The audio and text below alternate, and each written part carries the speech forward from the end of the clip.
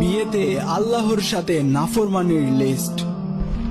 বলা হলো নিজে গিয়ে মেয়ে দেখতে, আর আমরা শুরু করলাম সবাই মিলে মেয়ে দেখতে। বলা হলো মেয়ে দিনদার কিনা সেটা দেখতে, আর আমরা শুরু করলাম মেয়ে সুন্দর কিনা সেটা দেখতে।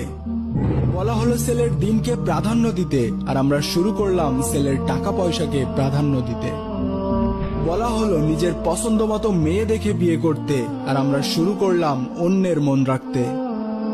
বলা হলো মেয়ের মতামত নিয়ে বিয়ে দিতে, আর আমরা শুরু করলাম নিজের ইচ্ছাতে বাধ্য করে বিয়ে দিতে।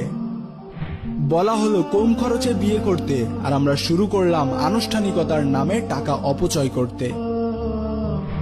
বলা হলো মসজিদে যেয়ে বিয়ে করতে, আর আমরা শুরু করলাম সেন্টারে শুটিং করে বিয়ে করতে।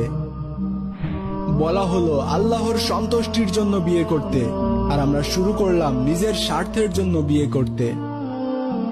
বলা হলো ছেলেপক্ষ ওয়ালিমা করে মানুষকে খাওয়াতে, আর আমরা শুরু করলাম মেয়ের বাবার উপরে জুলুম করে খাইতে। বলা হলো স্ত্রীর মোহরানা পরিশোধ করতে, আর আমরা শুরু করলাম যৌতুক নিতে। বলা হলো দ্রুত বিয়ে করতে, আর আমরা শুরু করলাম পিছিয়ে বিয়ে করতে।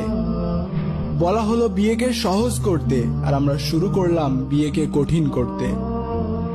বলা হলো নতুন বউকে দেখে দোয়া করতে, আর আমরা শুরু করলাম হাতে টাকা ধরিয়ে দিতে।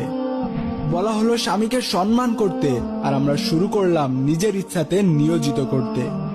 বলা হলো স্ত্রীকে ভালোবাসতে, আর আমরা শুরু করলাম শালীর সাথে মিশতে। বলা হলো স্ত্রীর সাথে সুন্দর করে কথা বলতে, আর আমরা শুরু করলাম তার সাথে দাসীর মতো আচরণ করতে। বলা হলো দেবর থেকে দূরে থাকতে, আর আমরা শুরু করলাম দেবরের সাথে ফাজলামিতে মেতে উঠতে।